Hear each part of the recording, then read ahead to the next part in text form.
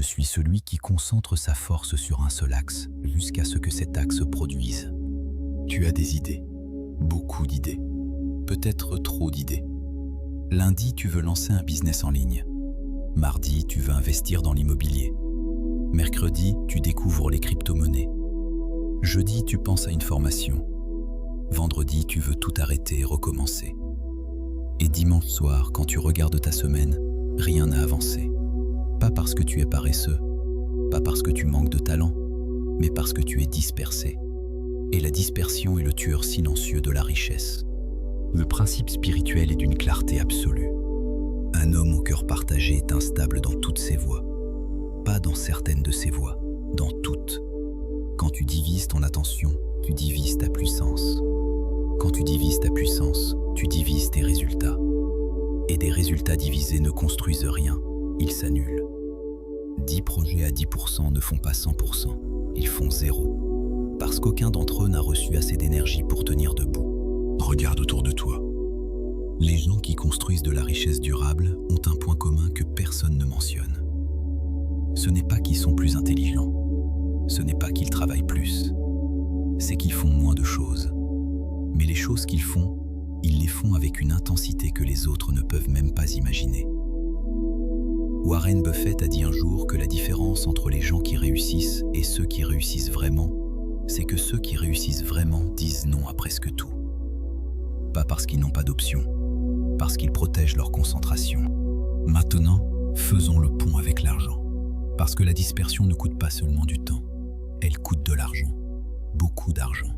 Chaque nouveau projet que tu lances sans finir le précédent, c'est de l'argent investi qui ne rapportera jamais.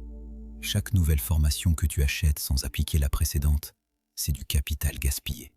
Chaque changement de direction, c'est un recommencement à zéro. Et recommencer à zéro coûte infiniment plus cher que persévérer dans la difficulté. Un fleuve a de la puissance parce qu'il coule dans une seule direction. Si tu prends ce même volume d'eau et que tu le disperses dans 10 ruisseaux, chaque ruisseau est faible. Aucun ne peut creuser la roche. Aucun ne peut porter un bateau. Aucun ne peut générer de l'électricité. Mais le fleuve, lui, avec la même quantité d'eau, traverse des montagnes. La différence n'est pas la quantité de ressources, c'est la concentration de ces ressources. Ton temps, ton énergie et ton argent sont ton eau. Où est-ce que tu les envoies? Il y a une raison profonde pour laquelle les gens se dispersent. Et cette raison est liée à l'identité. L'homme qui ne sait pas qui il est ne sait pas ce qu'il veut. Et celui qui ne sait pas ce qu'il veut court après tout ce qui brille. Un nouveau projet brille, une nouvelle idée brille, une nouvelle opportunité brille. Mais ce n'est pas de la lumière, c'est de la distraction déguisée en possibilité. Et chaque fois que tu cours après une nouvelle distraction, tu abandonnes la construction en cours. Tu quittes le chantier avant que les murs ne soient montés. Et tu recommences ailleurs, convaincu que cette fois c'est la bonne. Mais ce n'est jamais la bonne. Parce que le problème n'est pas le projet. Le problème, c'est toi. Jim Rohn disait que si tu veux être riche, il faut se concentrer sur le service, pas sur la fortune. La fortune est la conséquence de la concentration sur une seule chose bien faite. Et la majorité des gens ne deviendront jamais riches parce qu'ils ne se concentrent jamais assez longtemps sur quoi que ce soit pour que cette chose produise un résultat. Il y a un homme qui avait un talent réel pour la menuiserie. Il créait des meubles magnifiques. Les gens les admiraient. Certains voulaient les acheter. Mais au lieu de construire une entreprise autour de ce talent, il s'est lancé dans l'e-commerce, puis dans la formation en ligne, puis dans le coaching, puis dans l'immobilier. 5 ans plus tard, aucun de ses projets n'avait produit de résultats durables. Il avait touché à tout, ne maîtrisait rien. Pendant ce temps, un autre artisan, avec moins de talent mais plus de concentration, avait bâti un atelier, embauché 3 personnes et visait confortablement de son métier. La différence n'était pas le talent, c'était la direction, un seul axe, tenu dans le temps, sans déviation. La dispersion a aussi un coût émotionnel que personne ne mentionne.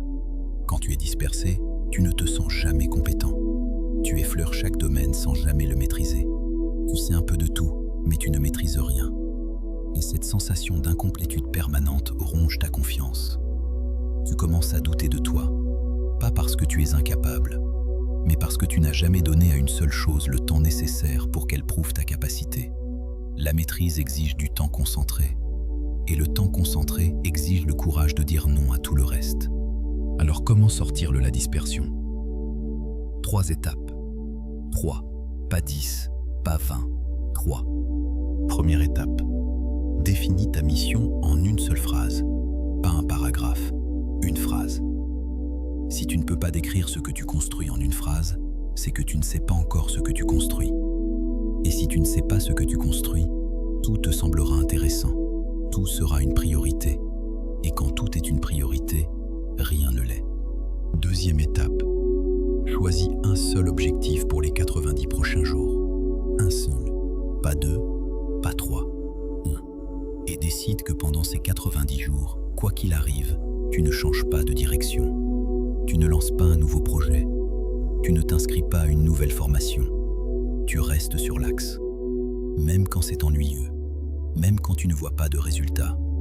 Même quand une nouvelle opportunité brille à l'horizon. Tu restes. Troisième étape. Crée une liste de noms. Écris tout ce à quoi tu t'engages à ne pas toucher pendant ces 90 jours. Les idées que tu ne poursuivras pas. Les projets que tu ne lanceras pas. Les formations que tu n'achèteras pas. Cette liste est plus importante que ta liste de tâches. Parce que ta liste de tâches te dit quoi faire. Ta liste de noms te protège de ce qui va te détruire. Et voici l'action pour aujourd'hui. Compte le nombre de projets, d'idées et d'objectifs que tu poursuis en ce moment. Écris le chiffre. Regarde-le. Si ce chiffre est supérieur à 1, tu sais exactement pourquoi tu n'avances pas. Réduis à 1. Un seul axe, tenu avec discipline, pendant 90 jours. Et regarde ce qui se passe quand toute ton eau coule dans un seul fleuve.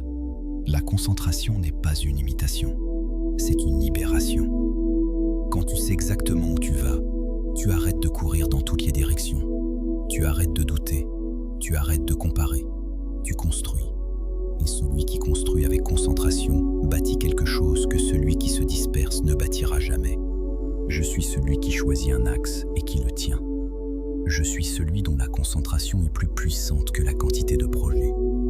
Je suis le fleuve et non Eddy Ruisseau. Se restaurer, bâtir, transmettre. Si cette vidéo t'a convaincu de concentrer tes forces, abonne-toi et active la cloche pour ne rien manquer. Partage-la avec quelqu'un qui se disperse sans le savoir. Et dis-moi en commentaire le seul objectif sur lequel tu vas te concentrer pendant les 90 prochains jours.